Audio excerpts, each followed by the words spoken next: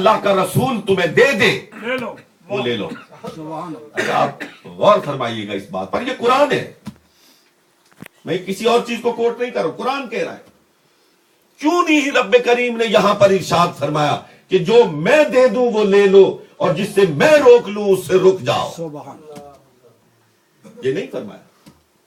فرمایا ما آتاکم الرسول فخذوا وما نہاکم عنہ فانتہوا, جسے میرا رسول دے اسے لے لو اور جس سے میرا رسول روکے اس سے رک جاؤ. اس لیے کہ آدمی اسی کی بات کو بلا چور و چراغ اور محبت کے نشے میں سرشار ہو کر قبول بھی کرتا ہے اور اس کے کہنے پر رد بھی کرتا ہے جس کے ساتھ براہ راست تعلق محبت استوار ہو. آپ تھک تو نہیں گئے؟ سبحان اللہ سبحان اللہ. دیکھیں تکبیر نعرہ رسالت. اللہ کی محبت ہمارے ایمان کی خشت اول ہے, اللہ کی محبت. لیکن اللہ سے آپ براہ راست محبت نہیں کر سکتے, اس لیے کہ محبت کے لیے کوئی وجود چاہیے نا, کوئی حسن چاہیے, کوئی جمال چاہیے, کوئی اعضاء و جوارح چاہیے, کوئی خد و خال چاہیے, اس سے آدمی محبت کرے. تو وہ اللہ تو تمام سے پاک ہے. تو اللہ نے فرمایا کہ میری محبت کرنا چاہتے ہو نا, میرے محبوب کی محبت کرنا, اس کی محبت کرنا, میری محبت کرنا, اس کے ساتھ تعلق قائم کرنا, مجھ سے تعلق قائم کرنا, اس کے جلووں پہ مر مٹنا میرے جلووں میں گم ہو جانے کی بات ہے. اور دیکھو جو وہ تمہیں دے اسے لے لو اور جس سے وہ روکے اس سے رک جاؤ. ما آتاکم الرسول فخذوا, جو دے دے اسے لے لو, وما نہاکم عنہ فانتہوا, اور جس سے روکے اس سے رک جاؤ. ذرا میں آپ ہم سب محبت رسول کی بات کرتے ہیں, بہت بڑی اللہ کی عطا ہے, لیکن ایک لمحے کے لیے اپنا محاسبہ کرنا چاہیے. کیا ہم ایسا ہی کرتے ہیں کہ جو رسول نے دیا اسے لے رہے ہیں اور جس سے رسول نے روکا ہے اس سے رک رہے ہیں؟ اگر ایسا ہے تو ہم دعوی ایمانی میں سچے ہیں, اور اگر ایسا نہیں ہے تو پھر ہمیں اپنے دعوی ایمانی پر غور کرنا چاہیے. اور کچھ نہیں میرے نوجوان بیٹوں, اللہ کے رسول صلی اللہ علیہ وسلم نے فرمایا ہے کہ الصلاۃ معراج المؤمنین, نماز مومن کی معراج ہے, مومن کی معراج ہے. ہمیں غور کرنا چاہیے کہ ہم میں سے کون کون اس معراج سے متصف ہے. ہم میں سے کون ہے جو 5 وقتہ نماز پڑھتا ہے؟ ہمارے رسول صلی اللہ علیہ وسلم نے فرمایا ہے کہ جو اپنے لیے پسند کرو وہ اپنے مومن بھائی کے لیے پسند کرو. ہمیں اپنا محاسبہ کرنا چاہیے. ہم میں سے کون ہے جو اپنے لیے پسند کرتا ہے وہی اپنے مومن بھائی کے لیے بھی پسند کرتا ہے. اللہ کے رسول نے فرمایا ولا تحاسدوا ولا تباغضوا کونوا عباد اللہ اخوانا, آپس میں حسد مت کرو, اناد مت کرو, بغض مت کرو, کونوا عباد اللہ اخوانا, مسلمانوں آپس میں بھائی بھائی بن جاؤ. ہمیں غور کرنا چاہیے کیا اللہ کے رسول نے جو ہمیں فرمایا ہم اس پر عمل کر رہے ہیں؟ کیا ایسا ہی ہے ہم سب سے محبت کرتے ہیں؟ کیا ایسا ہی ہے ہمارے دل حسد سے پاک ہیں, اناد سے پاک ہیں, بغض سے پاک ہیں؟ اور اگر نہیں ہے, ہمارا دل جواب دیتا ہے کہ نہیں ہم ایسا نہیں کر رہے ہیں, تو پھر سوچنا چاہیے کہ کیا ہم دعوی ایمان میں اور دعوی محبت رسول میں سچے؟ الا الذین آمنوا, مگر وہ جو لوگ ایمان لائے. میں ایک لمحے کے لیے آپ کو بتانا چاہتا ہوں کہ پھر جو یہ ایمان لاتے ہیں اور اس پر پکے ہو جاتے ہیں, اللہ رب العالمین انہیں کتنے بڑے انعام سے اور اکرام سے نوازتا ہے. ان الذین قالوا ربنا اللہ ثم استقاموا جو ایمان لائے، جنہوں نے کہا ہمارا رب اللہ ہے، ثم استقاموا، پھر اس پر ڈٹ گئے. اور اس کی تشریح کی گئی ہے کہ جب وہ اس دنیا سے رخصت ہو رہے ہوتے ہیں، تتنزل علیہم الملائکہ، فرشتے پرے باندھ کے آ کے آگے کھڑے ہو جاتے ہیں، ایک باراتی کی صورت میں آ کے کھڑے ہو جاتے ہیں. تتنزل علیہم الملائکہ اللہ تخافوا ولا تحزنوا، وہ کہہ رہے ہیں آنے والے وقت کا خوف نہ کر، جو چھوڑ کے آیا ہے اس کا غم نہ کر. ان الذين قالوا ربنا الله ثم استقاموا تتنزل عليهم الملائكة الا تخافوا ولا تحزنوا وابشروا بالجنة التي كنتم توعدون، ہم تمہیں اس جنت کی بشارت دیتے ہیں جس کا تم سے وعدہ کیا گیا. مسلمانوں، اس دنیا سے ہم سب نے جانا ہے، کوئی آج جا رہا ہے، کوئی کل جائے گا، کوئی اس سال جا رہا ہے، کوئی اگلے سال جائے گا. کتنے خوش قسمت ہے وہ مسلمان، کتنے بیدار بخت ہے وہ مسلمان کہ جو ایمان پر استقامت کے ساتھ اس دنیا سے رخصت ہوتے ہیں اور فرشتے پرے باندھ کر ان کے سامنے کھڑے ہوتے ہیں اور خوشخبریاں سنا رہے ہوتے ہیں اور دسترخوان بچھا رہے ہوتے ہیں اور کہہ رہے ہوتے ہیں کہ نزلا من غفور الرحیم، آج تمہارا رب تمہارا میزبان ہے اور تم اس کے مہمان. اللہ رب العالمین ہمیں ایمان پر استقامت عطا فرمائے. ان الذین الا الذین آمنوا وعملوا الصالحات، اور وہ عمل صالح کرتے ہیں، عمل صالح کرتے ہیں، نیک عمل کرتے ہیں. میں نے گفتگو کے آغاز میں دل کی بات کہی تھی، جب ایمان بھی ہو جائے نا، جب عمل صالح بھی مل جائے اور ان دونوں کا امتزاج پیدا ہو جائے، خوبصورت امتزاج پیدا ہو جائے، تو پھر انسان کو حیات جاویدانی مل جاتی ہے، ہمیشہ کی زندگی مل جاتی ہے.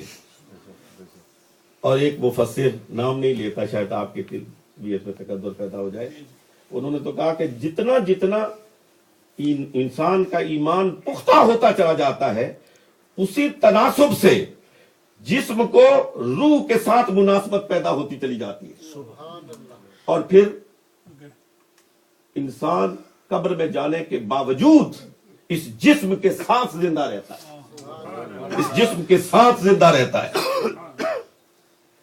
مجھے ایک بات یاد آئی، حضرت شاہ ولی اللہ محدث دہلوی رحمۃ اللہ علیہ نے اپنے والد گرامی کے ملفوظات کو قلم بند کیا ہے. کتاب کا نام ہے انفاس العارفین. لکھتے ہیں کہ میرے والد گرامی فرماتے ہیں کہ ایک دن میں مدرسے سے نکلا، توجہ فرمائیں گے تو بات سمجھ آ جائے گی، کہ میں مدرسے سے نکلا تو شیخ سعدی رحمۃ اللہ علیہ کی ایک ربائی میری زبان پر تھی اور میں گنگناتا ہوا جا رہا تھا، گنگناتا ہوا، ایسے جیسے ہم خود کلامی کرتا ہے آدمی، میں خود کلامی کرتا ہوا جا رہا تھا. آخری مصرع میں بھول گیا، یاد نہیں آ رہا تھا. میں پھر نئے سرے سے شروع کرتا، پھر بھول جاتا، پھر آخری مصرع بھول گیا، پھر نئے سرے سے شروع کیا. یہ کیفیت کافی دیر تک جاری رہی. اتنے میں ایک بابا جی میرے پاس سے گزرے اور انہوں نے آخری مصرع پڑھ دیا. آخری مصرع پڑھا اور پڑھتے ہوئے پاس سے گزر گئے. میں نے کہا یہ بابا کون ہے؟ میں گنگنا رہا تھا، بابا کم کر گئے، میں نے سنایا نہیں، اس نے سنا کیسے؟ اور پھر میری یاداشت کو بھی تازہ کر گیا، آخری مصرع بھی سنا گیا اور سنا کے پھر رخصت بھی ہو گیا. پتہ بھی نہیں بتایا ہے کون. میں نے پیچھے سے آواز دی، بابا جی مدد تو کی ہے، اپنا پتہ تو بتاؤ ہو کون؟ بابا گلی کی نکر پہ پہنچ چکا تھا، پیچھے مڑ کے کہا فقیر کو شیخ سعدی کہتے ہیں. سعدی کا کلام پڑھ رہے تھے اور اپنا کلام یاد کروانے کے لیے اپنی قبر سے اٹھ کر سعدی وہاں پہ پہنچ گئے تھے. سبحان اللہ، سبحان اللہ. ایمان اور عمل صالح کا امتزاج پیدا ہو جائے تو پھر یقین کیجئے انسان مرتا نہیں ہے، پھر ایک جگہ سے دوسری جگہ پہ منتقل ہوتا ہے. ایک عربی ادیب ہے مصری شوقی، اس نے کہا انسان کی دو قسمیں، الانسان صنفان، انسان کی دو قسمیں، ایک انسان وہ ہیں جو چلتے ہیں، پھرتے ہیں، کھاتے ہیں، پیتے ہیں، سوتے ہیں، جاگتے ہیں، لیکن حقیقت میں مردہ ہوتے ہیں، حقیقت میں مردہ ہوتے ہیں۔ ایک وہ انسانوں کی قسم ہے جو منو مٹی کے نیچے چلی جاتی ہے، پھر بھی زندہ ہوتی ہے، پھر بھی زندہ ہوتی ہے۔ یہ کہ دل کو زندہ رکھنا چاہیے، دل زندہ رہے تو انسان مرتا نہیں ہے۔ مجھے ڈر ہے دل زندہ کہیں تو نہ مر جائے، مجھے ڈر ہے دل زندہ کہیں تو نہ مر جائے، زندگانی عبارت ہے تیرے جینے سے، زندگانی عبارت ہے تیرے جینے سے۔ دیکھیں، انسان جسمانی طور پر زندہ رہنے کے لیے کن چیزوں کا محتاج ہے؟ اچھی خوراک کا، اچھے لباس کا، گرمی اور سردی سے بچنے کے لیے لباس کا، اچھا مشروب ہو، انسان کو اچھا لگتا ہے، آپ ورزش بھی کرتے ہیں اپنے صحت مند رہنے کے لیے۔ یہ ساری چیزیں جسمانی طور پر صحت مند رہنے کے لیے ضروری ہے۔ اور یہ جسم جو ہے، اس کا چونکہ تعلق اس مٹی سے ہے، اس لیے اس کی ساری خوراک کا تعلق بھی مٹی سے ہے۔ گندم، پھل، پانی، یہ ساری چیزیں اسی مٹی سے پیدا ہوتی ہیں، اس لیے کہ جسم کا تعلق مٹی سے ہے۔ منہا خلقناکم ومنہا نخرجکم تارۃ اخری، اسی زمین سے، اسی مٹی سے انسان کو پیدا کیا گیا اور اسی مٹی میں اس کو لوٹایا جائے گا، قرآن کہتا ہے۔ لیکن جو روح ہے نا اندر، جو ہمیشہ رہنے والی چیز ہے، اس کا تعلق مٹی سے نہیں ہے، اس کا تعلق ملائے اعلیٰ سے ہے۔ اس لیے اس کی خوراک جو ہے، اس کو زندہ رکھنے کے لیے گندم کی ضرورت نہیں ہے، روٹی کی ضرورت نہیں ہے، گوشت کی ضرورت نہیں ہے، اور اس کو زندہ رکھنے کے لیے ان ظاہری خوراکوں کی ضرورت نہیں ہے۔ اس کی خوراک ہے، اس کی خوراک ہے، لیکن اس کی خوراک کا تعلق ملائے اعلیٰ سے ہے، ذکر اللہ سے ہے۔ اور قرآن کہتا ہے اگر اپنے دل کو زندہ رکھنے چاہتے ہو وَلَا بِذِكْرِ اللَّهِ تَطْمَئِنُّ الْقُلُوبُ، تمہارے دلوں کو اطمینان حاصل ہوگا اللہ کے ذکر سے، اللہ کے ذکر سے حاصل ہوگا۔ اور یہ جو ذاکر ہوتے ہیں نا، آپ بڑے اچھے لوگ ہیں، میں تو سمجھ رہا تھا میں 5-10 منٹ بھی بات نہیں کر سکتا یہاں پہ۔ ایک فیض ادھر سے پیچھے سے آ رہا ہے اور پھر آگے سارے ماشاءاللہ۔ سبحان اللہ، سبحان اللہ۔ ذکر دوستو ضرور کیا کرو، ضرور ذکر کیا کرو، اپنے اللہ کو یاد کیا کرو۔ جس طرح کسی برتن پہ زنگ لگ جاتا ہے نا، اور پھر اس کو کلی کی جاتی ہے، یقین کرو جب دلوں پہ بدی کا زنگ لگ جاتا ہے نا، تو اس بدی کے زنگ کو اتارنے کے لیے اللہ کا ذکر کیا جاتا ہے، اور پھر وہ دل صاف اور شفاف ہو جاتا ہے۔ اور کچھ بھی نہ ہو، ہر نماز کے بعد کم از کم 11 مرتبہ لا الہ الا اللہ، لا الہ الا اللہ، لا الہ الا اللہ کی تسبیح پڑھا کرو، پھر دیکھو تمہارے دل کے اندر کیسی حرارت پیدا ہوتی ہے۔ سارے پنجابی سمجھتے ہیں نا؟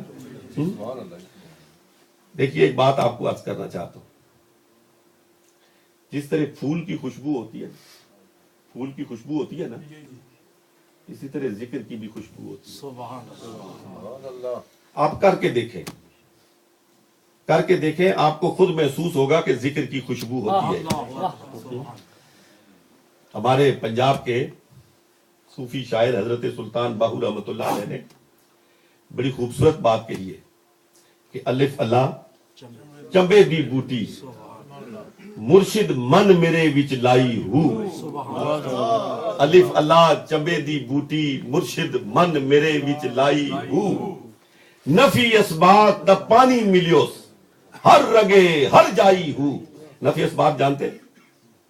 نفی اسبات کلمے کے 2 حصے، لا الہ، کہ جب کہتے ہیں لا الہ نہیں ہے کوئی معبود، یہ نفی ہے۔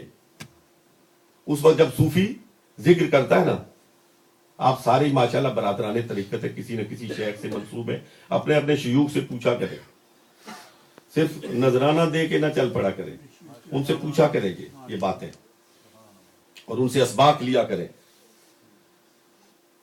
نفی اسباق دا پانی ملیوس لا الہ نفی الا اللہ. اس بات جب صوفی کہتا ہے نا لا الہ تو اسے ہر چیز نیست نظر آتی ہے کہ کائنات میں کوئی شے نہیں ہے، اور جب کہتا ہے نا الا اللہ تو اسے ہر سو اللہ کی رحمت کے جلوے نظر آتے ہیں. لا الہ الا اللہ نفی اسبات دا پانی ملیو ہر رگے ہر جائی. حضرت مجھد صاحب فرماتے ہیں کہ صوفی وہ ہے کہ انسان کے جسم کے 360 جوڑ ہیں، 360 جوڑ ہیں کہ اس کے ہر جوڑ سے نکلے لا الہ الا اللہ، لا الہ الا اللہ. پھر وہ صوفی کامل بنتا ہے. نفی اسبات دا پانی ملیو ہر رگے ہر جائی ہو. اب وہ بات میں آپ کو بتانے لگا ہوں جس کا میں نے پہلے ذکر کیا تھا کہ اندر بوٹی مشک مچائی. مشک کس کو کہتے ہیں؟ خوشبو کو.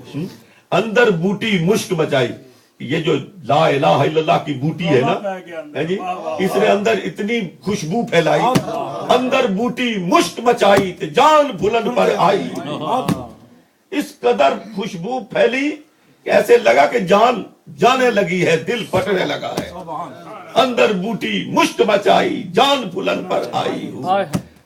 اور کہتے ہیں کہ جیوے مرشد کامل باہو، جیوے مرشد کامل باہو جے ایک بوٹی لائی. تو یہ اللہ کا ذکر کیا کرو، لا الہ الا اللہ کی تسبیحیں پڑھا کرو.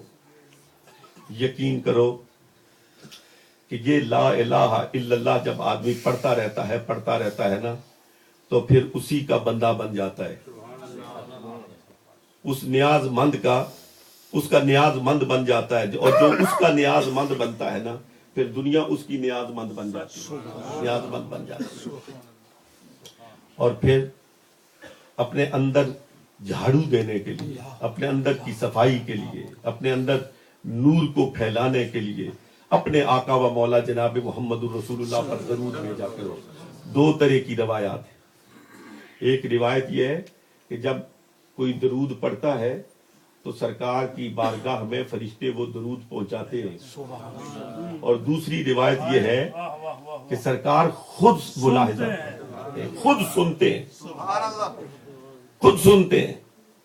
اور علماء نے اس میں تطبیق یہ کی ہے کہ جو مجھ جیسا کوئی گناہگار پڑھتا ہے نا تو فرشتے پہنچاتے ہیں، اور جس کا جو محبت سے پڑھتا ہے، جس کا اس ذات کے ساتھ تعلق ہو جاتا ہے نا تو سرکار خود سنتے ہیں، خود سنتے ہیں. حضرت شاہ ولی اللہ محدث دہلوی رحمۃ اللہ علیہ فرماتے ہیں فیوض الحرمین میں کہ جب میں روزہ اقدس پہ حاضر ہوا تو میں نے اپنے مکاشفے کی کیفیت میں دیکھا کہ سرکار علیہ الصلوۃ والسلام متوجہن الی اللہ، اللہ کی جانب متوجہ ہیں، آپ کی ساری توجہ اللہ کی طرف ہے. میں نے کہا الصلاۃ والسلام علیک یا رسول اللہ متوجہن الی، تو سرکار علیہ الصلوۃ والسلام کی توجہ میری طرف ہو گئی. اللہ رب العالمین ہمارے اندر وہ جوش، وہ جذبہ، وہ محبت پیدا فرما دے. صرف ایک واقعہ سنا کے بات کو ختم کرتا ہوں. حضرت مولانا جامی رحمت اللہ علیہ تھے، یہ روزہ اقدس پہ حاضری کے لیے روانہ ہوئے.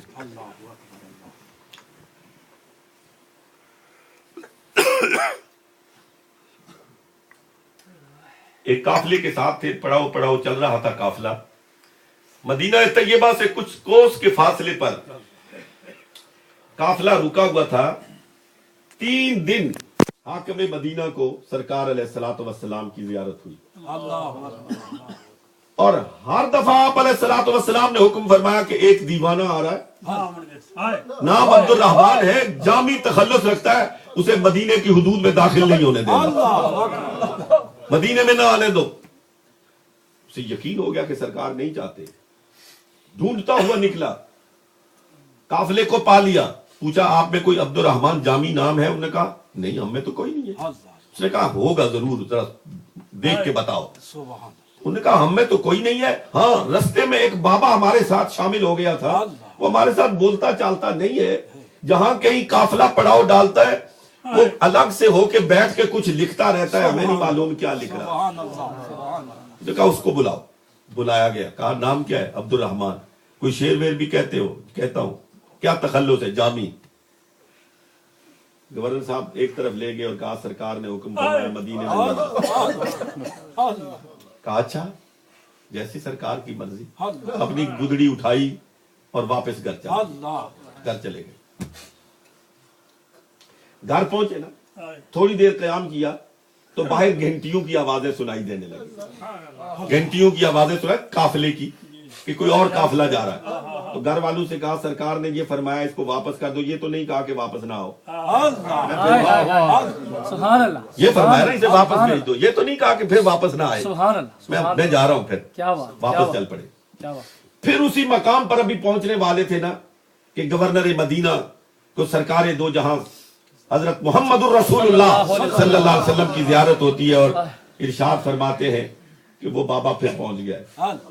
اور اب جاؤ اپنی فوج کو ساتھ لے کے جاؤ اور میرے اس غلام کو پوری شان کے ساتھ مدینے میں داخل کرو. پوری شان کے ساتھ داخل کرو. گورنر مدینہ کہتا ہے میں نے خواب میں عرض کیا یا رسول اللہ صلی اللہ علیہ وسلم، یا رسول اللہ صلی اللہ علیہ وسلم، پہلے آپ نے مدینے میں داخل نہیں ہونے دیا، اب آپ حکم فرما رہے پوری شان کے ساتھ لاؤ، ماجرا کیا ہے؟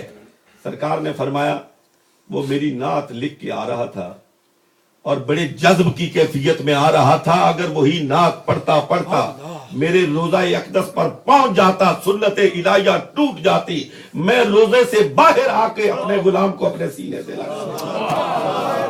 سے لگا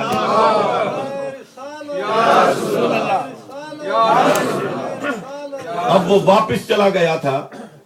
ٹھنڈا ہو گیا، آرام سے آ رہا ہے، سکون سے آ رہا ہے. اب اسے آنے دو. یہ عشق کی دنیا ہے. کاش ہمارے اندر بھی وہ جذب پیدا ہو جائے، وہ کیفیت پیدا ہو جائے، وہ جذب دروں ہمیں نصیب ہو جائے. ایک عقل کی منزلیں تو طے ہوتی رہتی ہیں، جذب دروں چاہیے. اللہ رب العالمین ہمیں اپنے فضل و کرم سے سرفراز فرمائے. آمین. ہمارا دین بہتر فرمائے. آمین. ہماری دنیا بہتر فرمائے. آمین. ہماری آخرت بہتر فرمائے. آمین. نوجوانوں دیار فرنگ میں بستے ہو اللہ رب العالمین آپ کی جوانیوں کی حفاظت فرمائے. آمین. اللہ رب العالمین آپ کے جذبہ حب رسول کو قائم اور دائم فرمائے. مجھے بہت بہت فخر بھی ہے، اعزاز بھی ہے کہ آپ کے اس شہر کو میرے محترم دوست مولانا قاضی عبدالعزیز چشتی صاحب کی قیادت نصیب ہے، رہنمائی نصیب ہے، اور ان کی قیادت اور رہنمائی میں یہ